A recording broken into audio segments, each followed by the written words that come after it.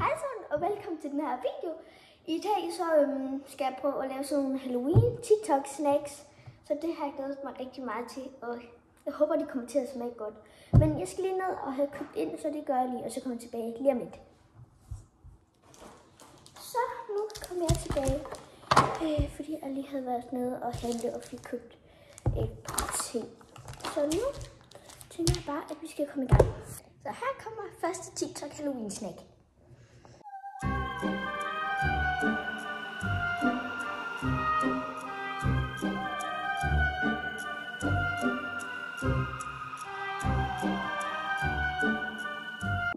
Ja, det var sådan en tortilla-ting, noget pizza med.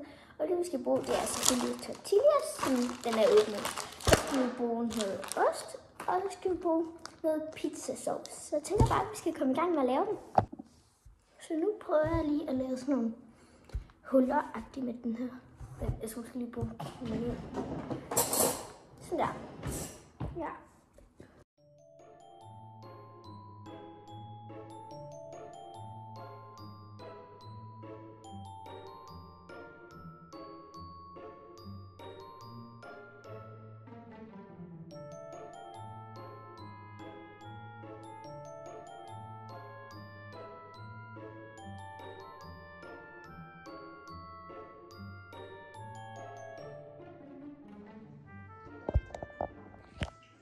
Ja, det blev jo ikke særlig pænt. I hvert fald, nu skal jeg lige have noget tomatsauce på de her bunde.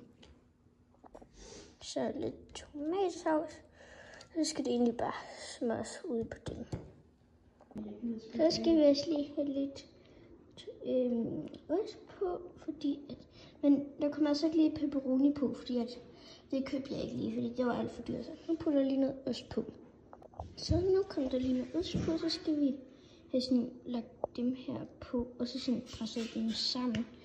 Så det kan jeg lige gøre. Og så skal de egentlig bare ind i ovnen bagefter. Ja, den der blev lidt mærkelig, men det er okay. Så kommer de ind i ovnen om lidt. Så skal de bare ind i ovnen. Ja. Ej, det kom forkert. Ja, så lukker vi den. Den er næsten helt varmt op, men det gør ikke noget.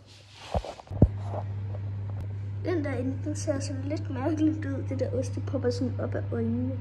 Ja, jeg glæder mig i hvert fald til at smage dem. Ja, nu skal de ud. Og Preben, hun er også lige kommet. Men du må ikke smage dem, vel Preben? Nej.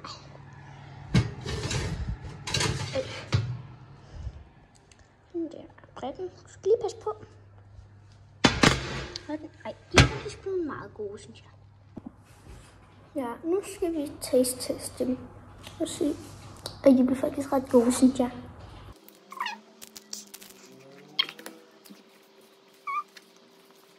De smager faktisk ret godt. Men det er sådan almindelige pizza vibes. Ja. Og så er de sådan lidt ekstra sprøde. De kan i hvert fald godt anbefales. Jeg giver dem 7 ud af 10 stjerner. Herfra i hvert fald.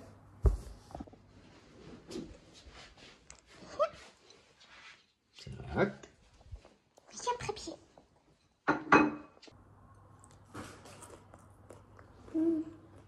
Videre til næste snack.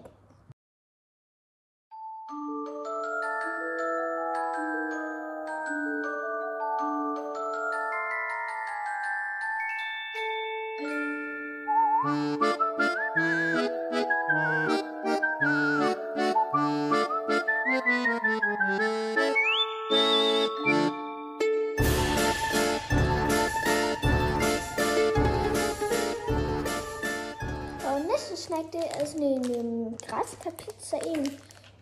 Så jeg tænker bare, at vi skal komme i gang med at lave den.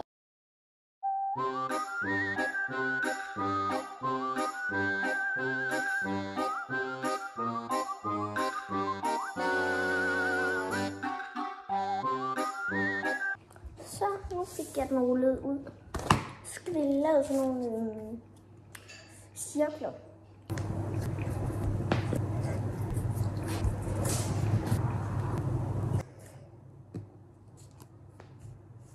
Så nu bliver der til 9, fordi at vi skal også gemme lidt af det her pizzadej over til den næste TikTok-snak er første, anden, tredje, fjerde, femte, 7., 9.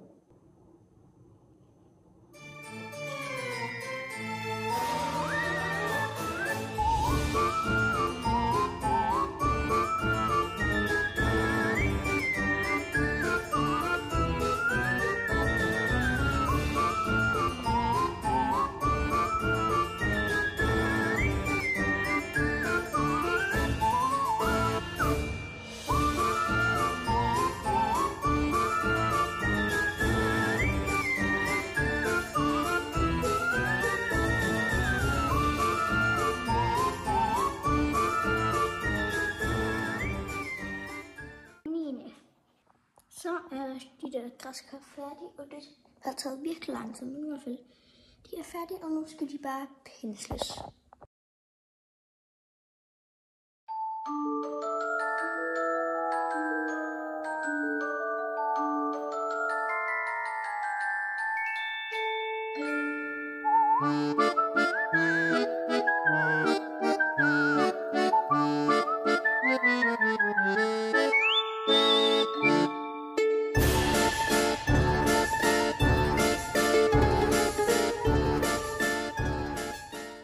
Så tænker jeg bare at rulle lidt op, imens at de der græskarpizzaer, de er inde i ovnen. Nu tænker jeg bare lige at rulle lidt op.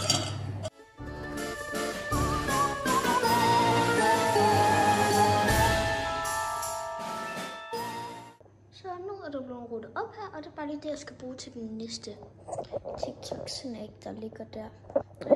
Og nu tænker jeg, at vi skal kigge til de der græskarpizzaer herinde. Og jeg kan se, ja, det der ost er sådan flyttet lidt ud over det hele. Jeg tror, vi skal have lidt mere, fordi de er sådan lidt hvide, nogle af dem. Og alligevel ikke så meget mere. Vi får lige en lille smule mere, og så lavede jeg sådan en lille ekstra sådan en lille brød der. Sådan et hvidløgsbrød, fordi der var jo hvidløg i. Ja. Så i hvert fald, jeg vender tilbage, når vi skal have dem ud af ovnen. Så nu skal de her græskarpizzaer ud af ovnen. Så jeg skal lige have sådan. Ej, hold da op, det er varmt. De ser gode ud. Så skal de lige have den ser faktisk også ret god ud. Den er nok ikke varm. Det er godt.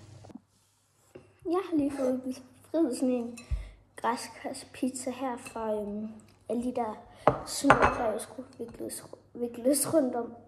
Så nu tænker jeg, at det er tid til at smage.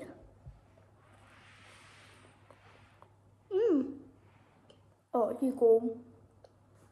Men der mangler lidt fyld, fordi alt det her ost, det er jo flyttet ud. Dem giver jeg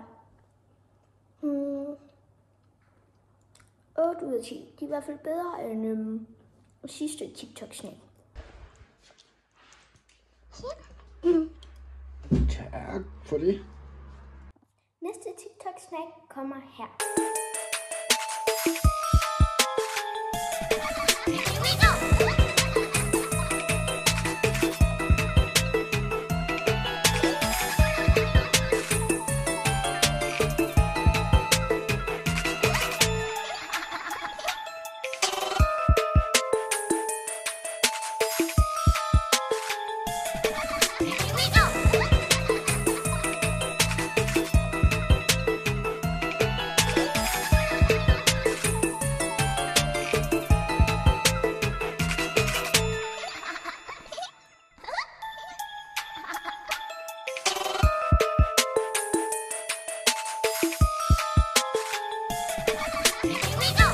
Sådan nogle edderkoppepølser-agtige. Og jeg har 2 pølser, som jeg tog op af fryseren for noget tid siden tidligere i dag. Så jeg skal sådan skære dem lige over på midten her. Ja. Og så skal man sådan... Nu prøver jeg mig lige frem. Jeg kan ikke finde ud af det her.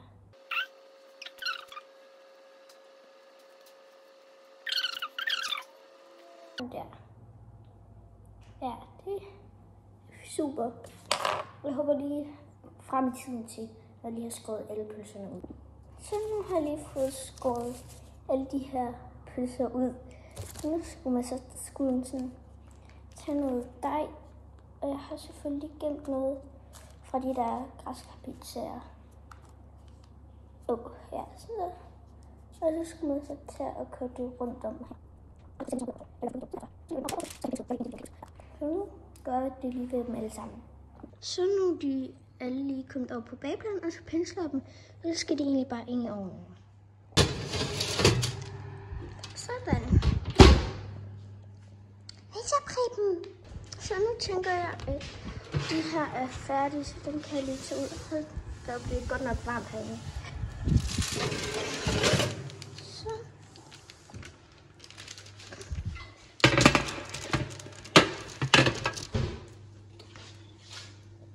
Jeg glemte lige de der sorte kerner, man skulle putte på som edderkoppens øjne.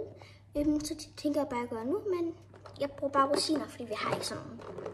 Så, jeg kan ikke selv fordrage rosiner, så jeg laver også lige en ude. Det er den, jeg skal smage. Brug den her til at sådan lidt prikfuld. Det skal være.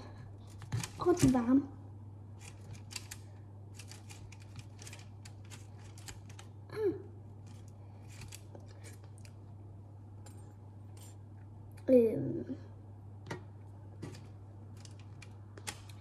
Jeg vender lige tilbage, når jeg har puttet øjnene i den. Prøv lige at se, hvor cute den er. Den ser bare overhovedet ikke særlig cute ud på kamera. Så nu skal vi smage den. Den ser sådan lidt mærkelig ud. Sådan på videoen, de der ben, de ser sådan helt tørre ud. Det gør min ikke. Men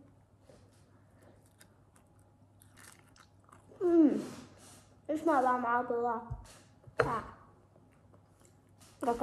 Jeg kan lige give lidt af pølsen til Preben. Preben, prøv lige være til dig. Er det noget lækkert pøls? Nu var det væk.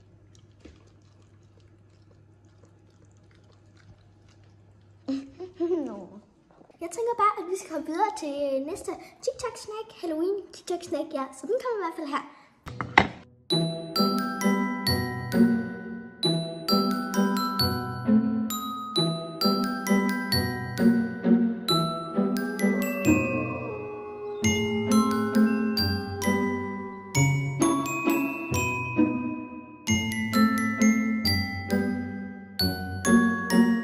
Og sådan i den der video, så er der ikke rigtig sådan nogen opskrift på dejen, så nu tænker jeg bare, at vi tager sådan lidt forskellige ting og hælder ned i en skål. Jeg har lige puttet lidt smør i, og så tænker jeg, at jeg putter noget sukker i, og så kan jeg sådan piste det sammen. Ej, den sidder bare der og kigger på mig.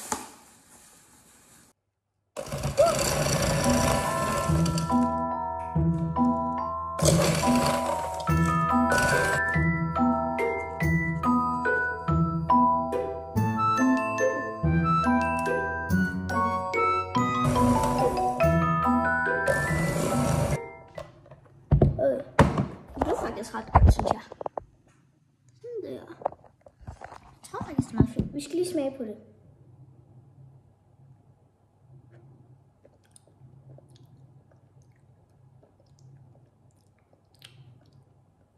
Det er faktisk okay.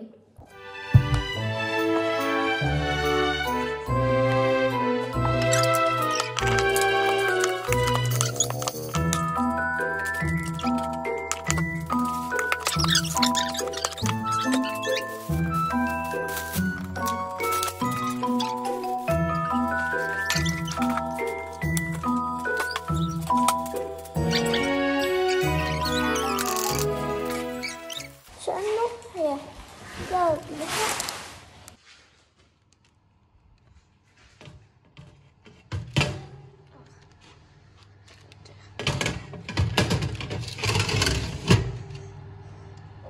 Så nu tænker jeg, at de har fået nok. Måske har nogle af dem fået lidt meget. Så i hvert fald, de skal ud. Der var hold op. Sådan der.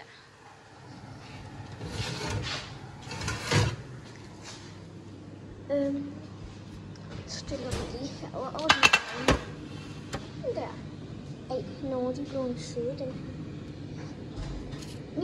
Ej, cute. Au, det er varmt. Så er nogle af de her små spøgelser kommet ud af ovnen. Ej, jeg har lige lagt noget syltetøj i den. Den er vildt cute, så jeg glæder mig til at smage den. Ej.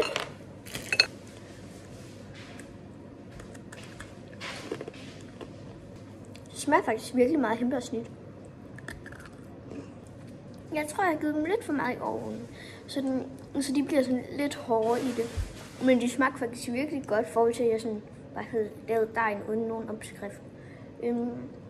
Men jeg tænker også, at nu har jeg lavet 4 forskellige Halloween-snacks. Og nu er jeg bare slut af for i dag. Altså, tak fordi I så med, og så håber jeg, at vi ses i min næste video. Hej hej!